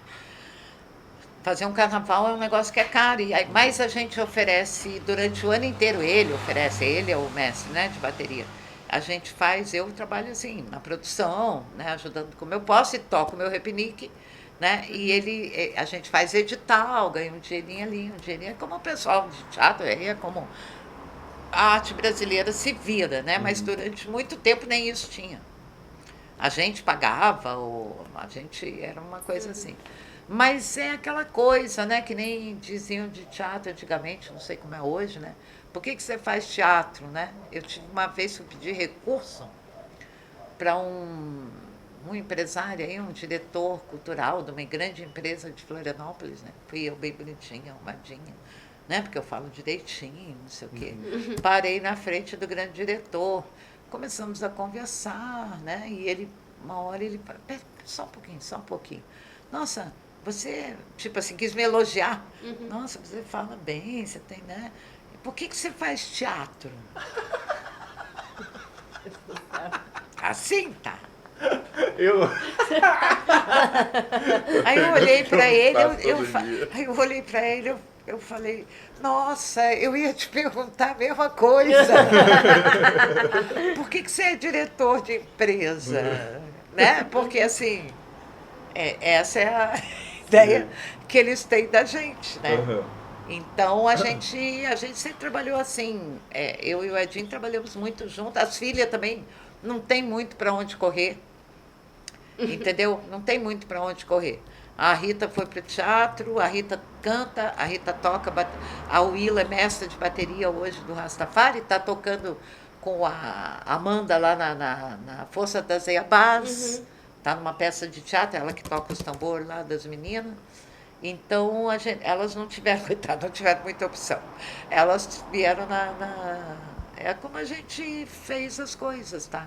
É muito legal, porque, assim, tu fazer essa pergunta, assim, porque durante um certo momento teve até discussões em relação. Eu nunca me esqueço de uma discussão no meu departamento em que um colega literalmente, ou quase literalmente, perguntou. Era na época de aprovação de programa de extensão, de projeto de extensão, e um colega perguntou, eu não sei o que esse projeto de extensão que tem um tambor tem a ver com o teatro, né? Eu nunca me esqueço, porque eu disse, sabe quando faz assim, cara, vou ter que responder. Mas aí a Márcia Pompeu, não me esqueço por causa dela, a Márcia Pompeu disse, professor, quando a gente vai para o âmbito do teatro comunidade, da arte popular, essas divisões não existem, tá? Ela que fez a defesa para mim, eu fiquei muito feliz, assim, naquele dia, tanto que eu não me esqueci mais. Eu não precisei falar. Ela fez a defesa. Isso aqui é um departamento, porque quem separa teatro, separava, né? Hoje já mudou bastante, né? Mas teatro é aquilo que o ator fala no palco, fica falando, e música que toca, e tambor, e música, e é só disciplinas, entende? Essa é uma tendência acadêmica que está acabando, inclusive, que está bastante, que bom, né? E esse, por exemplo, eu sou uma das pessoas que fez esse trabalho, no meu caso, em relação muito próxima, muito específica com o carnaval. Por isso que, por exemplo, eu olho muito para o teatro negro, porque o carnaval no Brasil ele tem muita influência da expressão das manifestações da população negra, de origem africana. Então, você acaba fazendo esse link. Mas é isso, é uma questão de... Eu acho, né, que... Eu sempre digo assim, o pessoal que fala de performance, ai não, mas performance é o encontro da arte com a vida. Eu falei, bom, quando que teatro não foi isso? Quando que a arte não foi isso, entendeu? Porque para mim é um lugar que não dá para separar muito, para o bem e para o mal, né? Às vezes para as encrencas também, né? Ontem eu estava falando de produção com uma turma que faz produção comigo e a gente estava falando isso. O problema da produção é que produção é um lugar que as pessoas não reconhecem muito dentro do grupo de artes. Então, eles acabam, sem querer, às vezes não é uma intenção, mas acabam te rebaixando em relação aos artistas, né? Eu sou artista, faço produção. Na minha juventude não tinha muita diferença, não tinha, muitas vezes não tinha uma pessoa da produção, todo mundo fazia, entendeu? Então, tem essa questão, né, que a produção, às vezes, tu como produtora, as pessoas te confundem com funcionária, desculpa a palavra antiga, mas ela serve aqui como empregada, como secretária, sabe? E isso gera atritos a nível pessoal. Às vezes é tua amiga, teu amigo que faz isso contigo, né? Então, assim, é a mistura de arte e vida, sempre foi. Sempre foi. Não tem essa coisa, né? Eu não preciso ser amigo nem casar, nem namorado, nem namorada, nem ficante, sei lá como é que chamam hoje, né? Mas, assim, para trabalhar junto, não precisa amar. Mas a vida, na arte, a vida e aquilo que a gente está fazendo se confunde o tempo inteiro, não tem como. Que é o mais legal que é de estudar arte, é sim, isso, né? A arte tem na arte isso é possível. Do teatro, né? Na escola de samba, né? Tipo, eu lembro de uma aula que tu deu, que tu falou sobre a construção de um samba enredo. E a gente usou isso para discutir Brecht, inclusive. Então, foi muito massa. Então, né? Tem um samba enredo, tem uma sinopse da Beija-Flor, de um desfile que eu acho que foi campeão, inclusive, assim, sem, como é que eu vou dizer, por unanimidade, porque não tinha como não ser. Eu acho que até as outras escolas, se forem honestas, iam dizer, não, esse ano foi da Beija-Flor, embora a vice-campeã tenha sido maravilhosa também, que é o Meu Deus, do Paraíso do Iti. O monstro é aquele que não sabe amar. Eu peguei essa sinopse da Beija-Flor e levei para o grupo de pesquisa, para o Imagens. E eu tirei a última frase, as duas últimas falavam de carnaval. Eu simplesmente cortei e coloquei a sinopse, e li a sinopse, né? E perguntei, o que vocês acham que é isso? Ninguém adivinhou que era uma sinopse carnavalesca, tá? E era uma sinopse extremamente bem construída, com um quê de teoria crítica, porque fazia uma dialética, assim, era muito bem escrita, e tu já lia, e tu já via o desfile na avenida. Então, tem peça teatral, no carnaval tem a sinopse, tem a sinopse do enredo, tem o enredo, tem a justificativa, cada book, eu fiz os books da Copalote por 3, 4 anos, cada book são 70, 80 páginas, é um livrinho, tá? No Rio de Janeiro, né, no grupo especial. Como eu estudo lá, então quando eu fiz aqui, eu fiz naquele modelo. Né? Hoje, nossa, tem escola que nem sinopse faz aqui, é uma coisa triste assim de ver. Nossa, a gente... Porque acha que o documento escrito não é necessário, não entendendo nada, assim. Mas, enfim, é isso. É isso, entendeu? Eu não consigo ver muito longe. Eu queria fazer Escola Livre de Teatro, não acompanhei. Mas teve um tempo, na época que o Milton, me lembro bem porque o Milton era diretor de centro, que eu tentei, e um pouquinho antes eu já tinha ido, antes dele ser diretor, não por causa dele, falei dele para marcar a época, porque eu não me lembro o ano. Que eu tentei levar um projeto de Escola Livre de Carnaval, lá no SEAD. Mas é muito difícil, tá? É muito difícil. Toda parte, para tu fazer sozinha, que praticamente não tem ninguém lá que estude carnaval, é muito difícil. Na UDESC tu encontra a Márcia Ramos, da FAED, que estudou samba, né? Hoje não sei se ela está estudando ainda, mas teve um tempo que estava. A música, Tem umas pessoas que trabalham com música popular, mas não no carnaval, não conheço ninguém ali. Mas a música da UDESC é muito voltada para a música clássica, bacharelada, aquelas coisas, música europeia, né? Mas foi muito difícil. Eu tentei, montei, eu tenho estrutura do curso montado, trabalhei fiz uma parceria assim, intelectual com o Instituto do Carnaval do Rio de Janeiro, que na época era o Instituto da Liesa, da própria Liesa. O moço que coordenou lá foi meu orientante de mestrado, fez mestrado comigo aqui, veio para Flor. Aí, o Rio de Janeiro está cheio de orientador que fala, que são muito mais. Eu sou conhecida, né?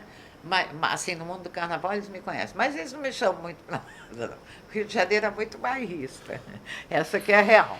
Mas, assim, eu orientei, né? O Bruno Filippo, ele veio para cá estudar comigo, fez mestrado comigo. A Paula Batista, que é do Bloco de Rua do Rio de Janeiro, fez mestrado comigo, vai terminar o doutorado. Agora, nesse momento, está em Portugal, pesquisando o Carnaval de Rua de Portugal. Está vindo e vai defender o ano que vem. Então, a gente conseguiu primeiro. Na pós, isso já está dado. O Tiago Herculano falou sobre, a partir da minha tese, muito pertinho, né, sobre o Cristo Mendigo, defendeu uma tese já sobre as imagens de Jesus no carnaval das escolas de samba do Rio de Janeiro, do Grupo Especial, principalmente. Ele até fala em um outro de São Paulo, mas ele fica mesmo no Rio de Janeiro. Então, na pesquisa é mais fácil, na graduação é mais difícil, mas porque tem que mexer tudo, né? Mas a gente botou na última reforma uma disciplina de artes e culturas indígenas, negras e indígenas, se eu não me engano, chama assim, que eu fui uma das pessoas que batalhou para isso, que, por exemplo, o conteúdo do carnaval pode cair imediatamente, objetivamente, né? E eu levo para as histórias, principalmente, e para as práticas, né? Para a cenografia. Eu já tive a Luísa Góes fez uma... A direção dela. Fez uma direção, aí fez na cenografia, ela projetou aquela... Eu não sei o nome daquilo. Eu sei que o modelo era geodésica, isso eu me lembro bem. Mas ela projetou um espaço, uma coisa que era bem uma alegoria, toda construída, com canos, né? Então a gente sai, né? E trago para o teatro. Em Soledad, por exemplo, tem carnaval. A peça que a gente está fazendo agora tem carnaval. Eu busco umas coisinhas, tem algumas coisas que a gente cantarola que vem da... Né? Que massa.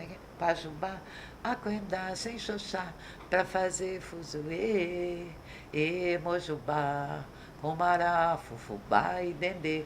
Paraíso do Tuiuti 2025, Chica Manicongo. O desfile das trans, maravilhoso, assim, maravilhoso. E aí foi despontuado muito, porque preconceito no Brasil. Mas foi um super desfile. Quem viu, eu não vi ao vivo, né? Porque eu só vou para as campeãs, que eu trabalho no carnaval aqui, mas uns colegas, o próprio Thiago, que sempre vai ver, diz que é um desfile maravilhoso. Aí os jurados, né? Jurado é jurado, né? Jurado é jurado. Eu sei, de vez em quando me chamam para ser jurada e eu não gosto, não. Tipo, pensando nessa coisa do movimento negro, da influência do movimento negro também pelo carnaval, tu fundou o Coletivo Nega, né? Sim. Podia falar um pouquinho dele? Sim, eu sou a pessoa que deu o nome, inclusive. O Coletivo Nega, o nome é meu. A Catarina, o nome é meu. Então, a gente estava lá e o Catarina... Porque o meu primeiro projeto de extensão chamou Projeto Catarina. Não sei se eu tive algum antes, tá? Mas o Projeto Catarina aí é do começo dos 2000. E aí, em algum momento, eu disse, não, a Catarina já está, né, já está feita, enfim, vamos mudar. Vou botar programa NEGA, Negras Experimentações Grupo de Artes. Qual era a ideia? Fazer um grupo de teatro negro. Por quê? Porque o Tony Edson, que foi do Catarina, tá? Tony Edson da Costa Santos é fundador do Catarina, tá? O Tony Edson e outros lá, eu alugava. E aí, vocês não vão fazer um grupo de teatro negro? Eu sei que eu ficava enchendo o saco dele, coitado. Ai, Fátima! Porque o Tony Edison era um agendeiro, ele fazia tudo e mais um pouco. Então, né, muito, infelizmente, nem vou falar muito, porque eu chorei muito quando ele morreu. Mas, enfim. E aí eu ficava alugando, principalmente estudantes negros e negras, né? E negres. Eu dizia, cara, não tem, vamos fazer. Bababá. Bom. Aí uma hora eu cansei. Eu digo, não, vou botar um projeto de extensão, um programa de extensão, quem sabe. E calhou. Foi muito legal, porque assim, o timing foi meio perfeito. Por quê? Porque foi 2011, foi o ano que entrou as ações afirmativas na graduação. Né? Eu não planejei isso, até porque a gente começou os trabalhos em 2010. Trabalho meio teste, assim, sabe? Para ver como é que ia, se funcionaria. 2011, aí no final de 2010, por aí, aprovei e começou em 2011. Né? No começo não vi ninguém, vinha pouquinho, não vinha ninguém, bababá, mas eu sou, né? Tem vantagens de ser virgem com virgem. Tu não larga o osso. Tu fica até a coisa andar. E daí começou a vir umas estudantes, né? Interessadas, mas começaram a chegar os meninos pelas ações afirmativas. E eu simplesmente ia até eles e dizia, ó, tem um grupo de teatro, tem um projeto que a ideia é criar um grupo, a gente está trabalhando, um ensaio dia tal na sala de dança, e foram chegando. No começo tinha, inclusive, pessoas brancas, mas pouquíssimas, sempre foi cota. A branquitude era cota, né? E depois não teve mais. Inclusive, tinha homens no começo. Mas chegou um momento que as meninas mandaram até os homens correr e ficaram só elas, né? Ficou um grupo de atrizes negras. Hoje está meio diferenciado, porque hoje a gente vê, às vezes, tanto atores, pelo menos músicos junto, e a gente vê elas fazendo novos grupos, que agora já tem um outro grupo que a Rita dirige, por exemplo, que faz um P a por T, porque já não é homem, aí a questão de gênero, não é homem, não é mulher, já entrou nessa fase do gênero, do fluido, que não se fica tentando, que eu acho ótimo, saber se é homem, se é mulher, para mim, meio esquisito até. Então, aí começamos assim, marcar a hora, dia tal e dia tal, de tal hora a tal hora tem. E eu ia. E ia chamando gente, e a gente ficava vendo quem vinha. Né? Muitos estudantes se interessaram, mas eram brancos. E aí eu dizia, não dá.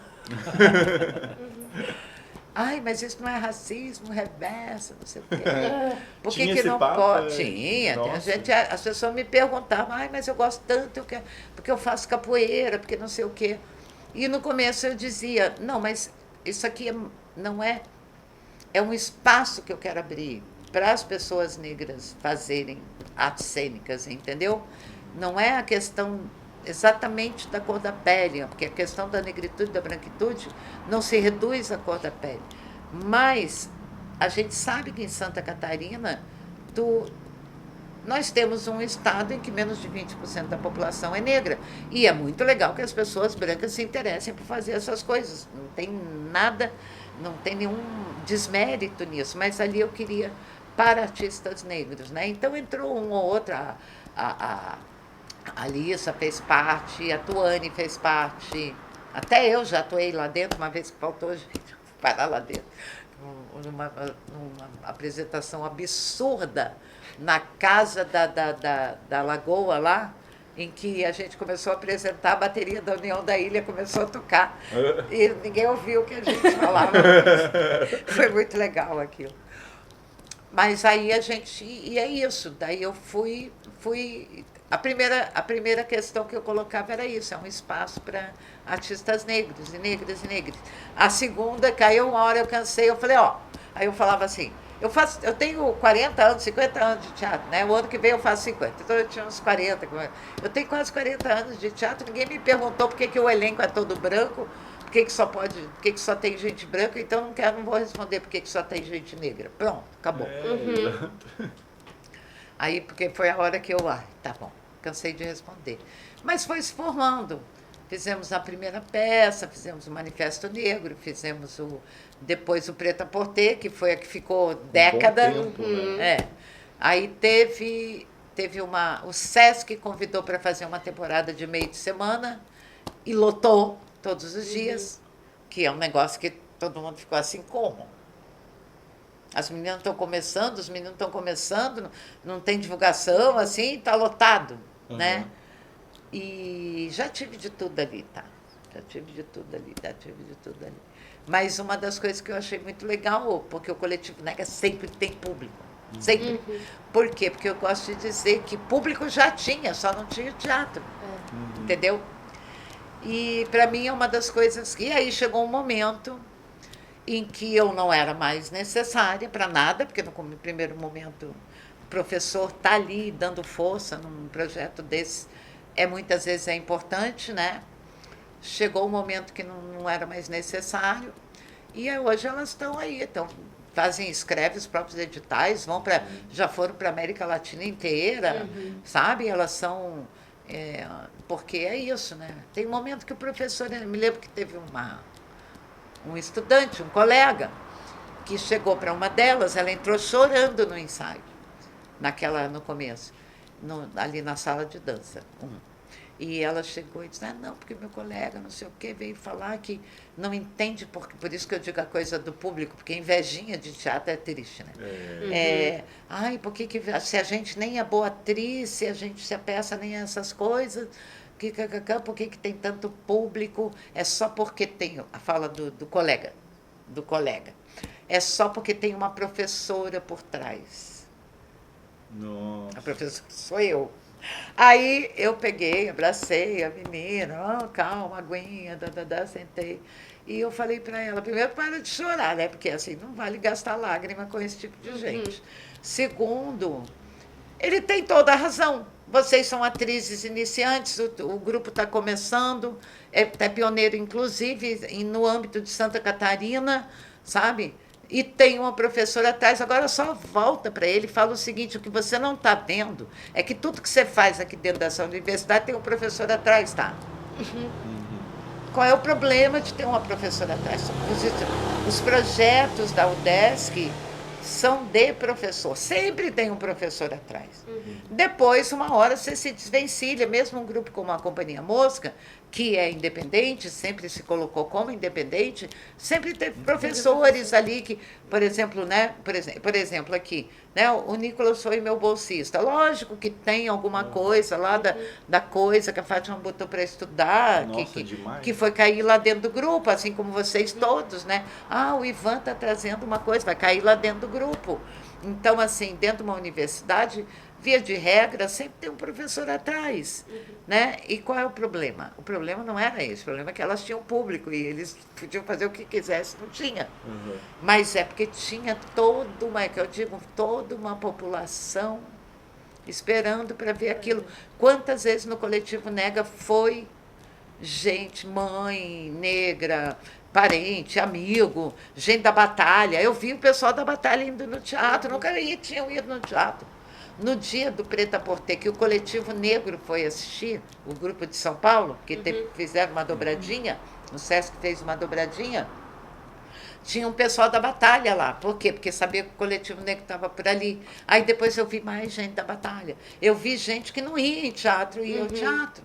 Então, qual é o grande lance?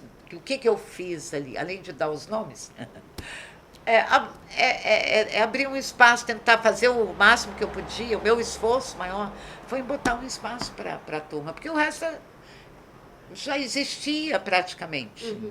Entende? A população negra brasileira canta, dança, toca tambor, não sei o quê, dentro de casa, na rua, com internet, com tudo, aprende coisa que nem a população branca, isso não é uma questão étnico-racial, aprende muita coisa ali, mas assim, basicamente as pessoas que eu conheço, ninguém ensina ninguém, por exemplo, a tocar tambor. Hoje já sim, né? Mas dentro de uma universidade ou dentro de uma escola. Por isso que chama escola de samba. A escola, porque vai ensinar a fazer isso, aquilo. Então, mesma coisa, uma coisa assim, eu acho que é um trabalho, assim, que eu digo para elas, né? Eu fico muito feliz de estar na história delas, entendeu? Porque é um trabalho que hoje, depois delas, aí tem o Poeira, Nosso Olhar, tem outros grupos, né? Tem um grupo que se diz, né, primeiro, que é o da Lelete, que realmente fez o Negros em Desterro, né? Mas eu vi Negros em Desterro já na década de 90, eu acho, eu nunca me esqueço, a minha era governador, eu sei porque ele estava lá na estreia, né? Veio com outro tipo foi muito, a estreia se foi o Negros em Desterro, era muito institucionalizada, ela trouxe a atriz de fora, né? Depois depois teve uma peça da ponte, do outro lado da ponte, né? Tem uma turma que está no Negros em Desterro, que estava no período experimental do Catarina, do coletivo, do programa Nega, em 2010, enfim. E realmente elas fizeram esse trabalho antes, né? Mas depois teve o quê? O coletivo Nega, e depois dali, porque ali tem a questão da universidade, veio o Leandro, veio o Luan, veio a Gica, veio toda essa gente e outros que estão lá fora, que não são da UDESC, fazendo, então, assim, o Leandro hoje está defendendo. Encontrei ele ontem lá na manifestação e ele estava falando da qualificação. E aí, vai sair a qualificação? Não vai, que eu estou na banca, né, dele? E ele está fazendo uma cartografia desses grupos. A tese dele é isso, com a Tereza, né? Uma cartografia, a professora Tereza Franzoni, uma cartografia desses grupos eu disse, Florianópolis? Não, ele falou, não, Florianópolis, e estou tentando ver Santa Catarina, que é muito mais difícil. Nossa, nem fala. É muito mais difícil, porque se a gente pensa que a questão social da população negra em Florianópolis é complicada, eu sei, dentro do Catarina, polícia sempre passando, guarda municipal, vou fazer a domingueira, aparece a guarda municipal. Quem é que está organizando isso? Eles já me chamam, Fátima, vem cá. Aí vou eu ter que falar com o guarda municipal. Aí o morador, não sei o quê, que não quer ouvir, num horário que pode, que está na lei, aí a polícia acata a denúncia, vai lá, sabe? Se tu pensa que em Florianópolis tu passa por tudo isso, e passa direto, não só nós. Né? Só dentro dos blocos afro, por exemplo, que são 4, tem um monte de história dessas, tá? Tu imagina Criciúma, tu imagina, agora a gente vai, por exemplo, para Santo Amaro, a gente vai agora em novembro, mês da consciência negra, vai para Nova Trento, que deu essa semana, deu polícia dentro do terreiro, porque alguém denunciou, até onde eu consigo entender, a pessoa que denunciou já deu tiro para dentro do terreiro, mas a denunciada é o terreiro, e por aí vai, né? Então, faz esse trabalho que é político também, né, Nicolas, né, Amanda? É um trabalho político, assim, que eu acho que estava na hora, já tinha o Bandolodum, tem os comuns, enfim, tem alguns grupos no Brasil já, o Olodum desde 80, o TCC do Tony Edson, que ele fez comigo, eu orientei, era sobre o Bandolodum, da Bahia. Depois, no mestrado, ele falou da Geni, né? Daí já foi na Federal, foi para a Bahia fazer doutorado. No doutorado ele fez sobre os Djeli, né? Os griots africanos lá, foi para Burkina Faso. Mas o primeiro foi sobre isso. Então, é assim, é isso. É uma história, sabe? E uma coisa leva a outra, uma coisa leva a outra, uma coisa leva a outra. Quando tu vê, tem um mundo feito, né?